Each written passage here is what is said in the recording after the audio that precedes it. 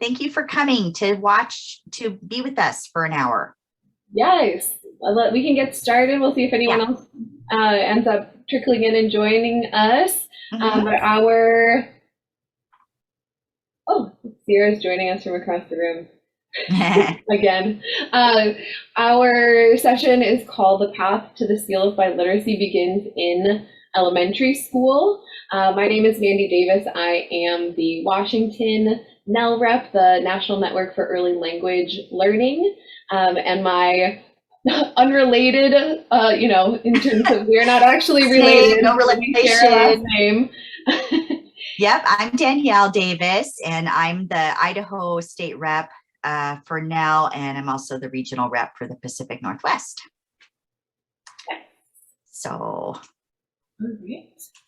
excited to have you guys here today. This is what we hope to accomplish during our time together. We want to introduce you all to the NNELL vision and mission and what we do to realize that, and show how the work of NNELL really is at the heart of what's happening on a national level right now with the Seal of Biliteracy, with building pathways to proficiency and to multiliteracy in the nation, and to fulfilling the initiatives of fulfilling the goals of the America's Languages Initiative. Where NNELL is at the heart of all that.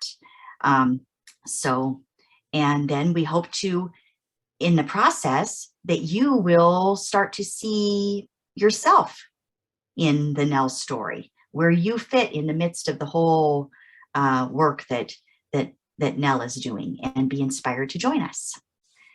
So we want to hear from you right now and what your language story is. We want to give a little bit of time for you to share how you got into language teaching and what first sparked your interest in language teaching.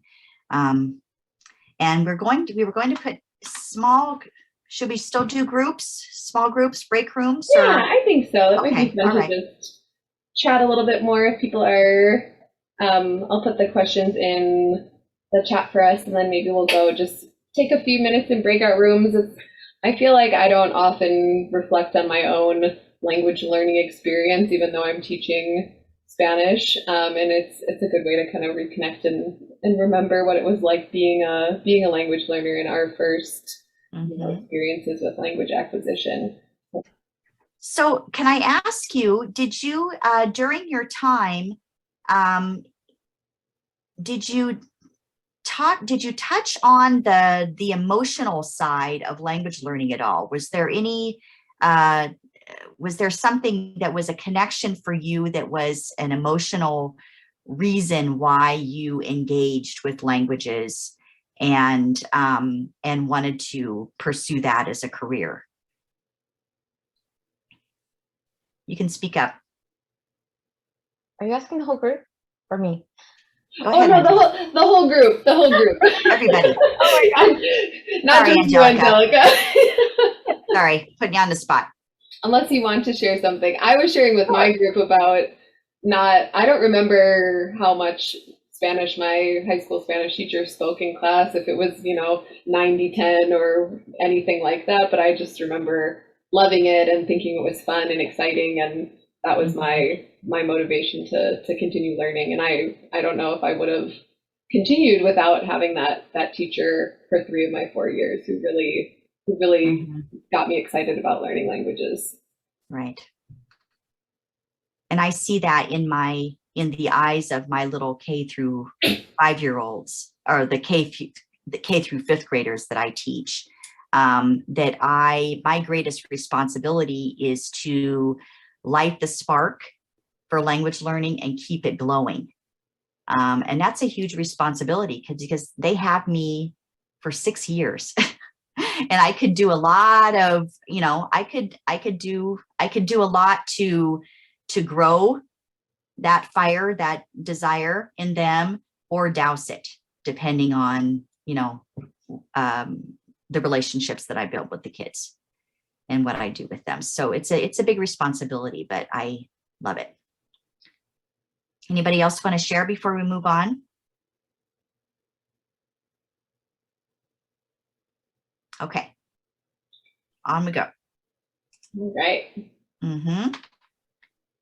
So we are clear that an early start is necessary, and we need more opportunities nationwide for kids to have access to an early start to language learning, and then a continued unbroken continuum K-12 for language learning, because that's what is necessary in order to get people to a high level of proficiency.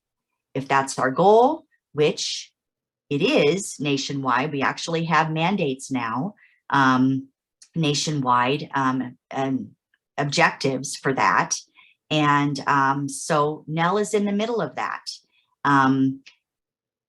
supporting and advocating for early start, early access.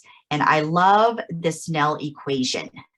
This is the heart of what we're about. That time on task, that time plus access plus high quality instruction, it equals the Seal of Biliteracy, and it equals global citizenship. We need to give kids the chance. And that's what we're all about in NNELL. And we see that chart of, the proficiency levels that starting in high school, which is, I know many of us, our experience was not having access until high school or beyond, really does greatly affect the ability to really reach those more higher levels of proficiency, and starting early, just the opportunity is incredible for that language growth. And so connecting with NNELL, our mission is to foster a network that empowers educators to advocate for and support early language teaching and learning. We have members who are parents, who are teachers, administrators, students, researchers, and really anyone who's interested in advancing and sustaining high quality language learning at the earliest possible age, which is what we just saw there with the equation and with that chart from ACTFL.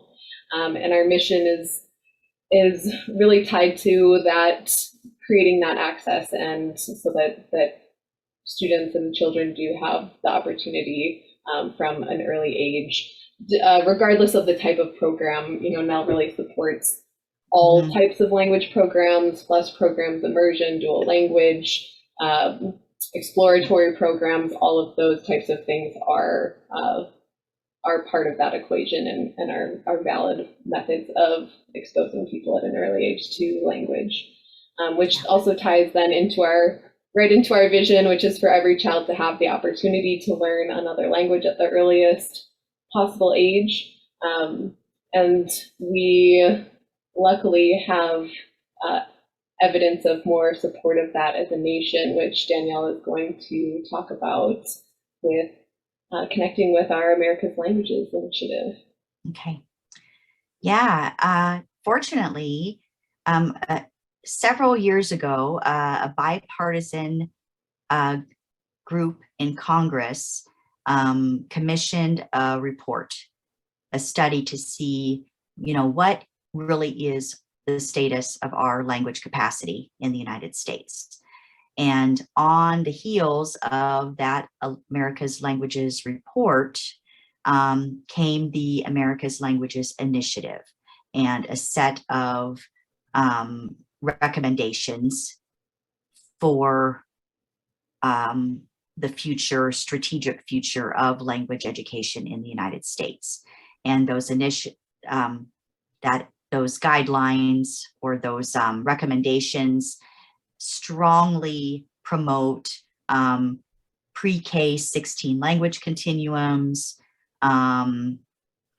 multiple pathways and models for building those language continuums. Every language is an asset to build, and increasing teacher pipeline so that we can teach as many languages as possible and build our language capacity as a nation.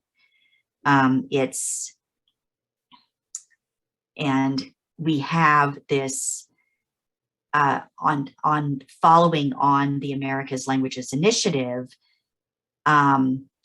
Congress, has passed the Seal of Biliteracy 10 years ago now, and almost every state has it. And the Seal of Biliteracy then is being followed by other legislation to build on that. So we're in an exciting moment. And NNELL, our vision and mission, is in the middle of all of this. It ties right in.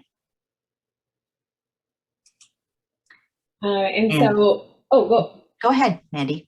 So just a little bit more about NNELL as we continue. We really have 3 focus areas for how we are really pursuing that vision and mission, and they come in the form of advocate, collaborate, and educate. And we're going to start just a little bit with how we pursue that goal of advocacy. We have an advocacy committee chaired by Karen Saskey-Hughes, and we provide a lot of resources to empower teachers to advocate not only locally but also nationally. And so this is one place that we have available for teachers to start to become more active in that advocacy piece. And Danyelle is going to talk a little bit more about how we partner. So yes, we provide those resources for people to become advocates. And then NNELL partners also with our national advocacy arm, JNCL Nicholas, to advocate on a national level for language education and for pipeline and language pathways. Every year in February, Language Advocacy Days happens. It's been happening for 40 years. This was established during Carter's presidency, actually. And every year we converge on Capitol Hill. We've done it virtually the last 2 years to meet with our lawmakers and promote, advocate for languages in a strategic, unified way. These are the focus areas right now of advocacy. And as you're reading down them, you can see, K-12 language education, English language learning, dual language immersion, early language education, even higher ed education plays in because it has to do with teacher language pipeline development, professional learning and educator needs, community-based heritage language schools. Pretty much, NNELL, these are all passions of NNELL as well. So we advocate, we partner really closely with JNCL Nicholas to advocate on a national level for languages. And what's cool about Language Advocacy Days is that anybody can go. You don't have to be a quote in leadership of some organization in order to be there, in order to show up and do your fulfill your role as a constituent. And I stumbled into this 2 years ago when I was at ACFL for the first time. It was in Washington, D.C., and I got to attend, and I was the only person from Idaho tripping around to my meeting with our senators and everything. I was the only person. Last year as well, I was the only person. And this year, 2 others were with me. So we're building, and there's been a push this year, for next year, for not only more individuals, more teachers to attend, but also to encourage students to be part of the process. So that's really exciting. There's a lot of momentum happening in the realm of advocacy. And to that point, we actually have a huge ally in the current administration. Miguel Cardona is biliterate himself, and you can see from the quote that he delivered as the keynote speaker for Language Advocacy Days this year. He's saying how much the value of having a diverse, highly trained, educated workforce that is multilingual and understands how best to support our multilingual learners cannot be overstated. We must build the capacity of our educators through strong training, professional development, and we must support and grow our quality language programs across the country. That's what we're all about as NNELL.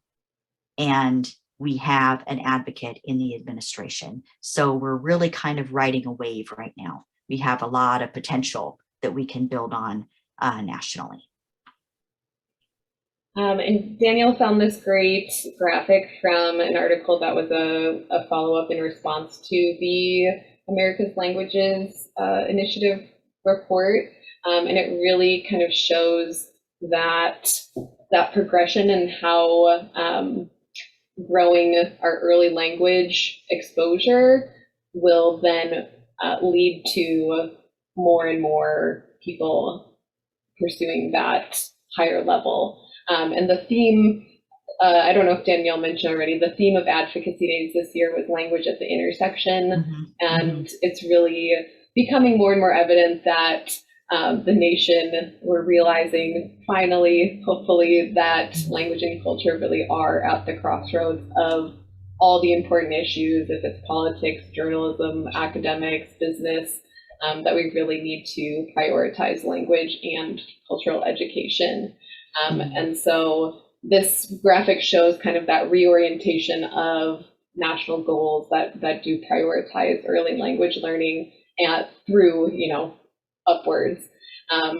And so you can kind of see some of in that bottom level, the pieces that NNELL, especially is trying to help support and build up through those, early language programs, pre-K to 6, starting with that novice level, different cultural programs that then, will lead their way up to hopefully more and more people and students reaching those higher levels as they, enter the workforce and beyond. So we kind of wanted to invite you to, take a look at this and see where you fit. Where does the program, or where you're at right now, where does that fit in this graphic? I teach K to 4, so I'm down there in the second language exposure and global awareness. The program that I'm teaching in is considered an exploratory program, and so we don't have a lot of time, but any time is better than no time with learning languages. Does anyone? I guess we kind of shared our levels already, but I don't know. Depending on how much time your programs have, like where do you see yourself fitting in this right now? Where are you in this graphic, in this schema? Well, I'm going to jump in, and I'm not currently in the classroom, but working with Global Seal of Biliteracy, because we don't have an age or grade restriction, it's very open in terms of who qualifies.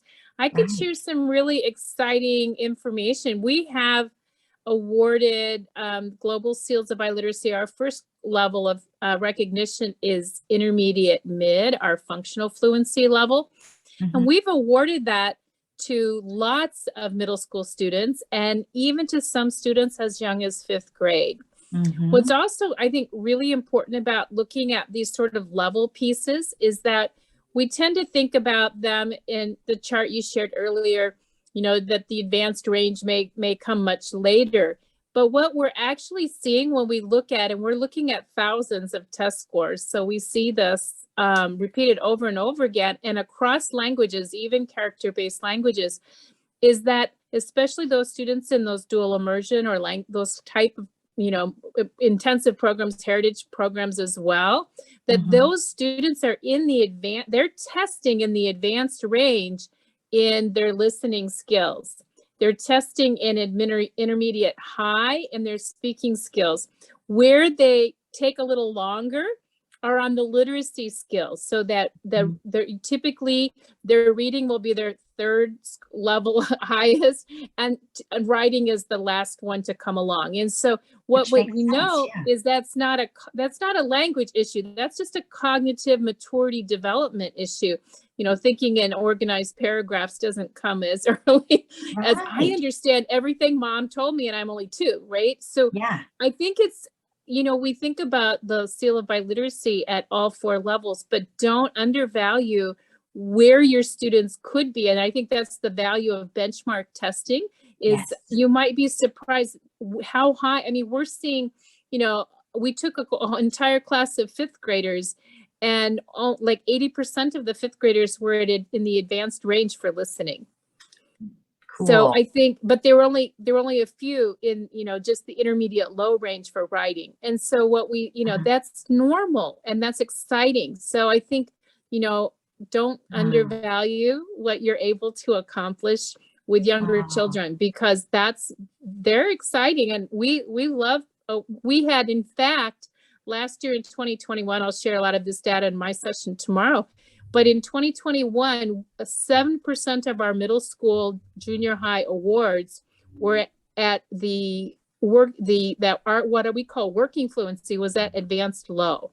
7% of the middle school students that we awarded global seals to were at advanced low, which is incredible. Wow. So they get there. Don't think this is just beyond, that you have, because you're at that level, they have to be in that bottom of the triangle. You might be in the middle. And I just think I want to encourage you, because we're seeing it happen. That's interesting. That's really encouraging. That's exactly what, like, my program right now, because I only see them for not very many minutes a week, we are, kind of limited to the bottom piece of that. But our middle school students, then they go on and they have a little more time, and they could be up in that second piece. And that's, that is really exciting, and does really show the importance of more exposure earlier. Yes, it does. Yeah. The FLIS programs are, but they get them started. They're hearing the sounds, and that's always really important. So yeah, cool. We need them all. I'm thrilled that Linda joined us, because Linda, if I'm correct, you're the executive director of the Global Seal of Biliteracy, right? Yes. And you are the incoming president of J.N. Seal Nicholas, the advocacy organization. That is also correct. Okay, yes. So very cool. Wow, we're thrilled. And what you're doing is what we want to happen. So that's why I'm in this section. Cool. Because I'm really, I'm cheering you on. Yay! Awesome. Okay, well, let's get on here. We got 20 minutes, so we're okay. Go ahead, Mandi. So we kind of wanted to, and I know we have some people from outside of the Pacific Northwest, but obviously you can find yourself on this map as well. But we wanted to kind of come down a little more to our local level from this, 10,000 foot view that we've been talking about in terms of our bigger national goals and vision. But as you can see for the PNW, we don't have especially high percentages of students enrolled. And I think since this 2014-2015 map was made, hopefully there has been progress there, but it just shows that there is a lot of work to be done nationwide, and especially in our region, to really be working towards that national goal of really giving that exposure and having all students have access to language learning. And I'm glad that, Linda, we were going to talk a little bit more about the Seal of Biliteracy, that, one way to support the growth of language programs and language education in whatever state you're in or region is really by supporting the Seal of Biliteracy. And the Seal of Biliteracy is the state recognition, which in a lot of places is more focused on that high school graduation or high school level and public school. But we are also going to talk about the global seal as that piece of really expanding that as well. And the seal really is such a foundational piece of this puzzle and of this goal. And that once a state has adopted the seal, it really opens all kinds of doors for promoting language education and promoting different pathways and legislation that will lead to expanding those programs. And we wanted to do a quick little poll just to kind of see where everyone was at in their knowledge of the Seal of Biliteracy. I know I'm still learning a lot. Has your state adopted the Seal of Biliteracy? Do you know? No Googling.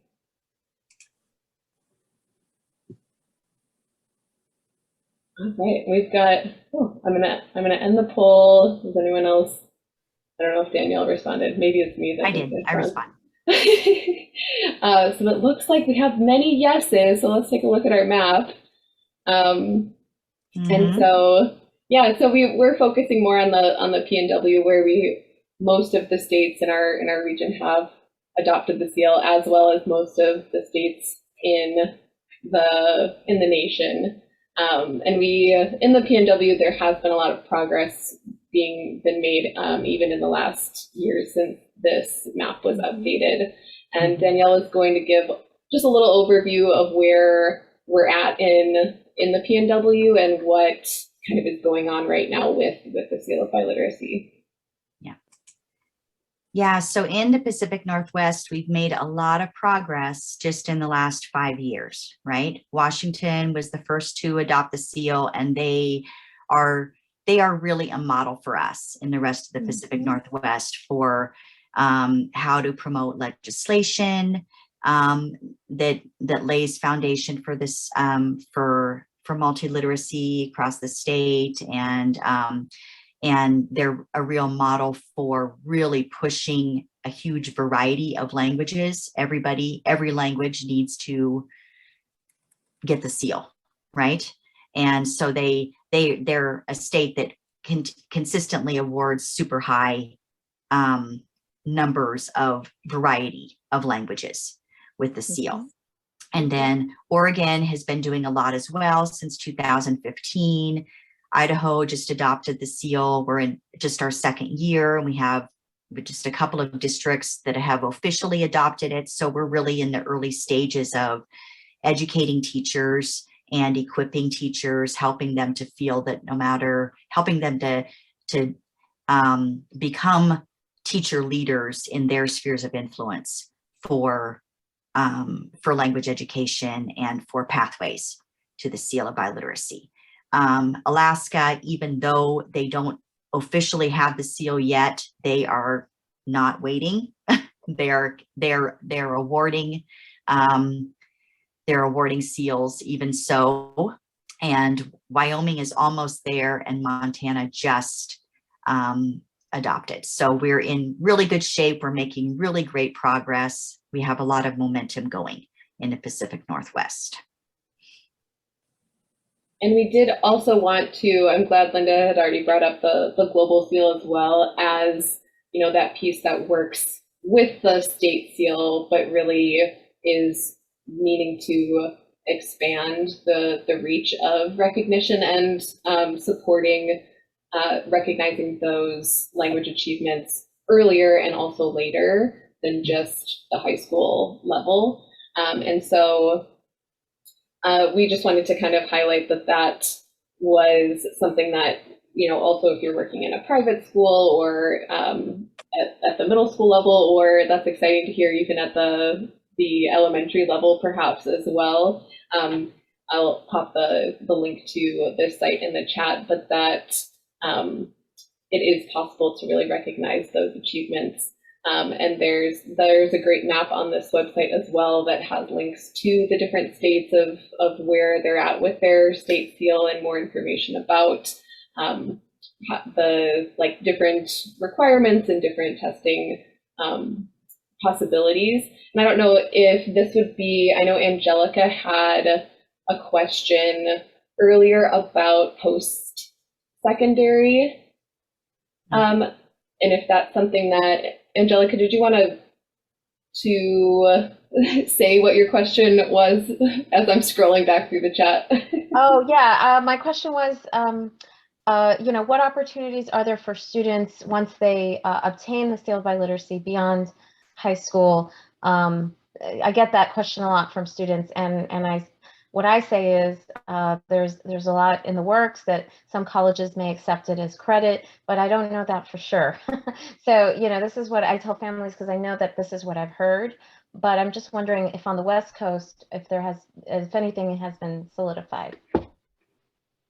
Well, Linda, can you speak to that? yeah, I can totally jump in. So just like each of these state seals are different. In fact, not even every state calls it a seal. They sometimes call it a certificate or an endorsement.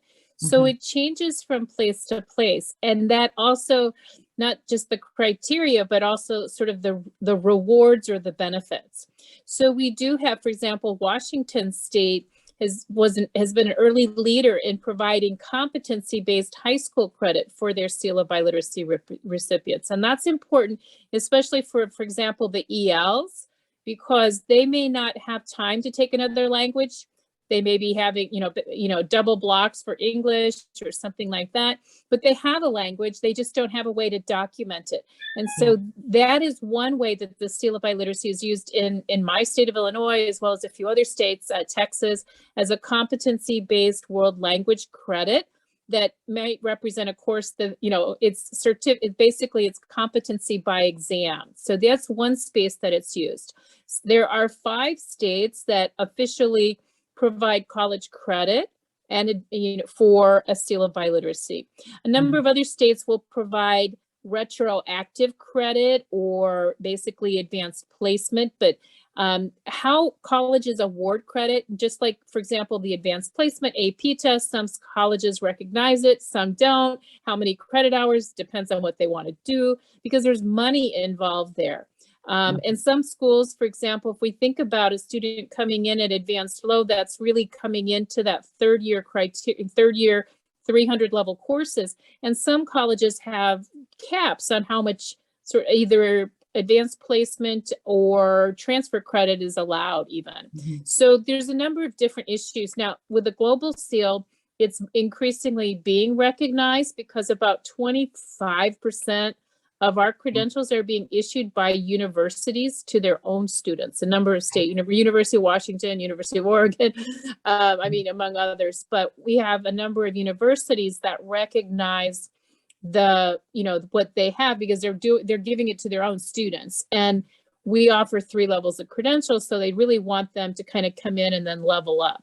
But to answer your specific question, we've had students get advanced placement, college credit, retroactive credit, scholarships, and of course, there's also sort of pay differentials for those that may not actually have gone to college. It documents a language skill for language bonus pay. So there's a lot of potential. There's a lot of potential there. But it's not consistent everywhere. So what the goal will be is to teach your students how to articulate what they are able to do and what they've got, so it has meaning to whoever they share it with. Right.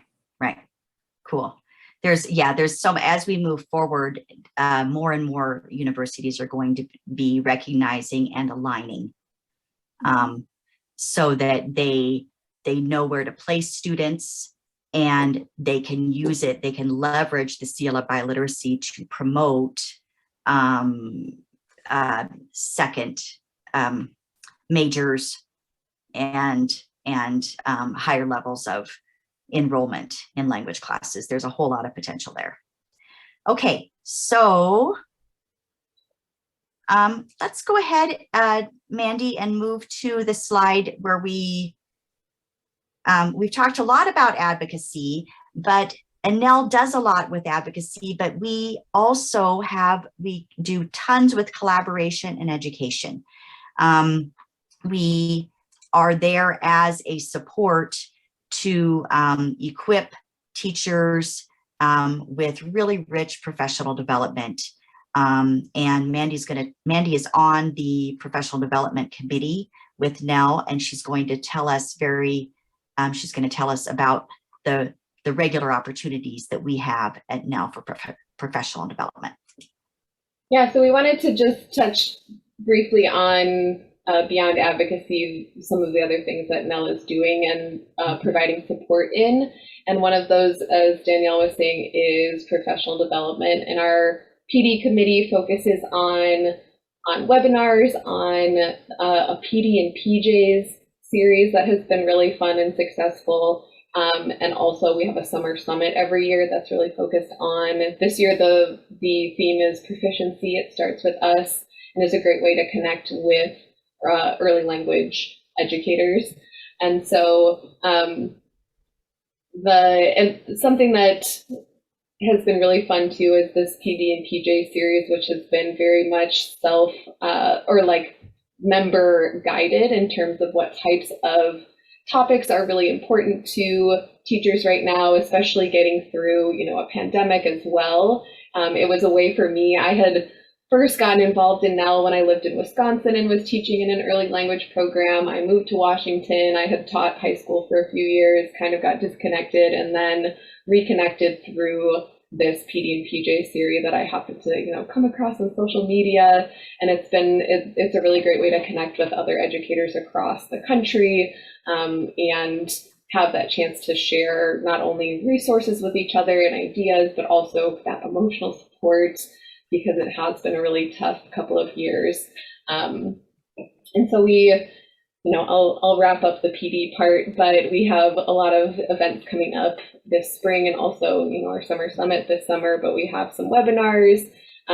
Rebecca Blowolf was the 2019 ACTFL Teacher of the Year, and she's doing a Basics of Teaching for Proficiency webinar actually next week, just in a couple of days. And we also have one from Glenda de Hoyos, who's the Virginia and DC rep, as well as our Southeast regional rep, called Mirrors and Windows in the early language classroom. That's going to be a really great webinar as well, hearing from her. In our Angelica, do you know Glenda? What was her last name? Sorry. De Hoyos. No, I don't. I was just trying to think. You mentioned somebody else. Rebecca Blowolf. Rebecca Blowolf. Rebecca, Yeah. I know her. Yeah, I Okay, do know her, cool. but I don't know Glenda. Yeah. And we have one more PD and PJs too. Glenda and I are the PD and PJs committee right now within our PD committee. So we've had a lot of fun planning those opportunities this year and really finding ways to connect and find great speakers and moments of really connecting and collaborating. Which leads me to Danyelle, a little bit more about collaboration. So the collaboration piece is kind of where it all comes together. We really are about building a nationwide network, and I know we just have a couple of minutes. So Mandi, if we could just go, I'm going to make my plea here. You can go to the map. So we have, in the Pacific Northwest, actually nationwide, we have a goal with NNELL of placing NNELL representatives in every one of the 50 states, and possibly 2 co-representatives to collaborate and have that collaborative synergy going in every one of the 50 states. Since we're focused right now on the Pacific Northwest, I wanted to show you where we stand. And right now, I'm in Idaho. I would love a partner, networking partner to lead the charge in Idaho. Mandi's in Washington, Brandon Locke is in Alaska, and we are looking for people who are excited about early language learning, K-8 teachers, and they could actually be, but people who are interested in promoting K-8 language learning.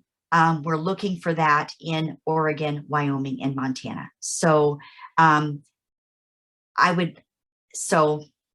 if you know anybody, please send them our way, because we have a goal of having all 50 states represented officially by Boston 2022, the ACTFL conference in Boston this fall. That's our goal. So to complete the full network. Do we have time to ask people to put in the chat? We wanted to be able to make sure everybody was, so we can connect with you again afterwards. Oh yeah, I'll just put the information for NNELL on our website.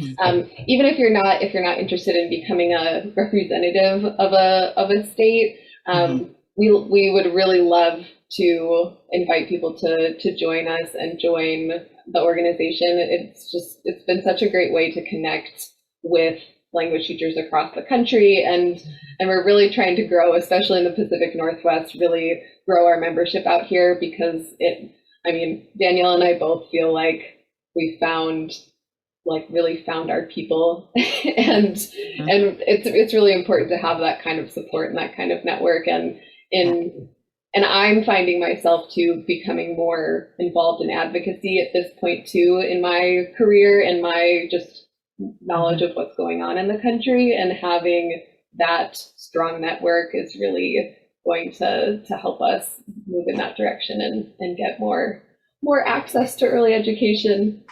So yeah. So if you care to put your email in the chat, we will be happy to reach out and say hello afterwards. And other than that, thank you guys so much for coming to join us. This was fun. I hope you guys had fun too. And we did notice, and I know, Linda, you mentioned that you have a session tomorrow. There's a few, I know, Linda, you have a session, and I noticed a couple of other Seal of Biliteracy sessions in the conference. And so it's very clear that it is an important, topic to be exploring more of. And so, I've obviously encouraged you to go to Linda's session, because she's shared so much information with us just here tonight. Like, what a pleasure it's been to have you join us, Linda, and cheer us on as we're really, pursuing those goals out here.